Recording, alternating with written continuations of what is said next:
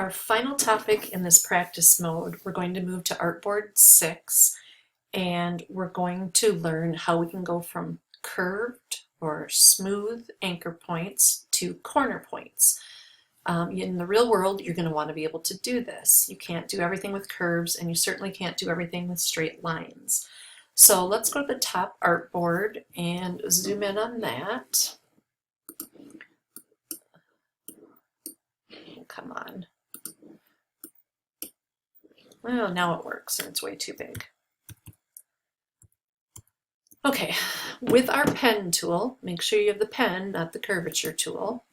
We know that to get this curve, we have to start, before we even do anything, not clicking, we need to click and drag up to set our first directional handle, telling this it's going to be a smooth anchor point going up.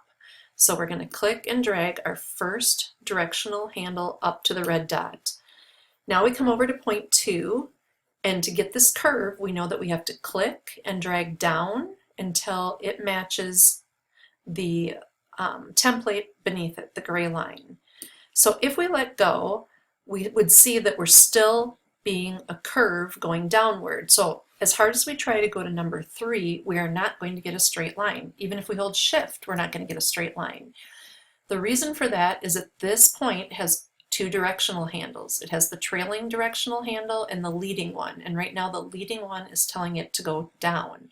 So we need to go back to number 2, and we just need to click once. When we see that upside down V, that means convert it to a different anchor point. So in this case, convert it to a corner point.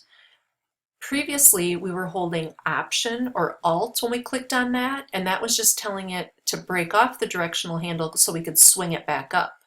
This is literally telling it with just a click to change it to the other version, so change it to a corner point. So now we can come over to number 3, and if we want it to be perfectly straight, we can just hold Shift, and we click. That sets that point. But now notice we're moving out. This is also a corner point, not a smooth point. So we have to first set our directional handle before we get it to do this curve.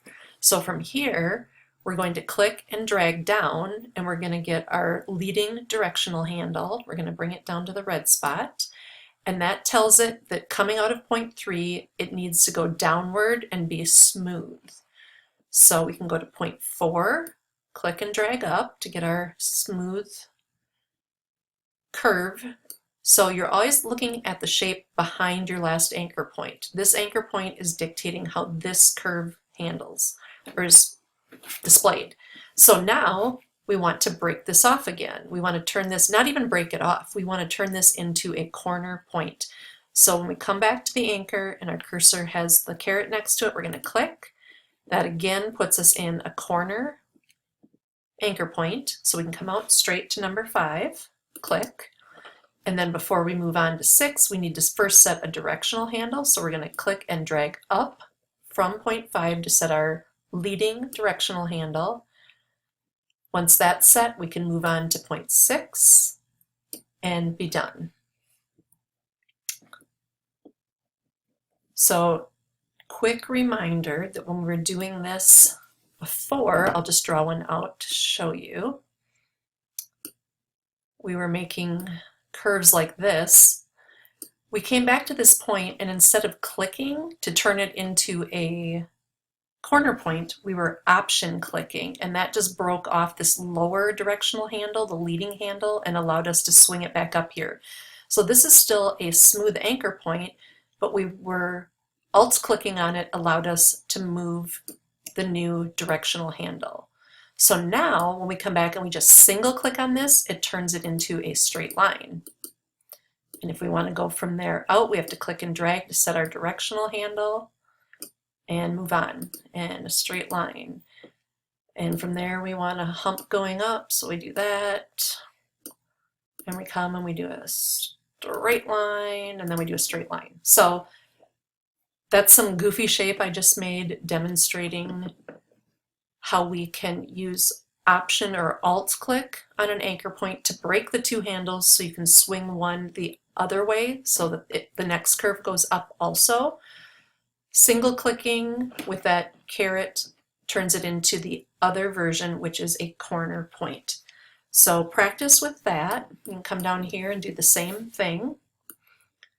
Pulling up starts your curve. Come back to it and click to turn it into a straight line. Click to finish your straight line, but now going forward, you want it to have a leading directional handle going down. So you drag out your handle first, and then you come up. You break this one for another straight line, and now you click and drag up to set your last leading directional handle, and you finish the shape. And then you either command click or you hit escape on your keyboard. So make sure that you're comfortable with this. I would encourage you to practice over and over until this seems pretty easy, because we're now going to move on to actually making something. And fortunately for us, this first test that we're going to do has basically a template underneath it with some anchor points and points that our directional handles can go to, should be dragged out to. So that's going to help a lot. But what you really need to do is think about, if this template weren't here, do I get it? Do I understand why I'm dragging to this red dot, breaking the handles, and then spinning one up, another directional handle up? Rather than just follow directions in your book or listen to me directly, do you understand why you're doing it? So if you're ready to move on, let's make a swan.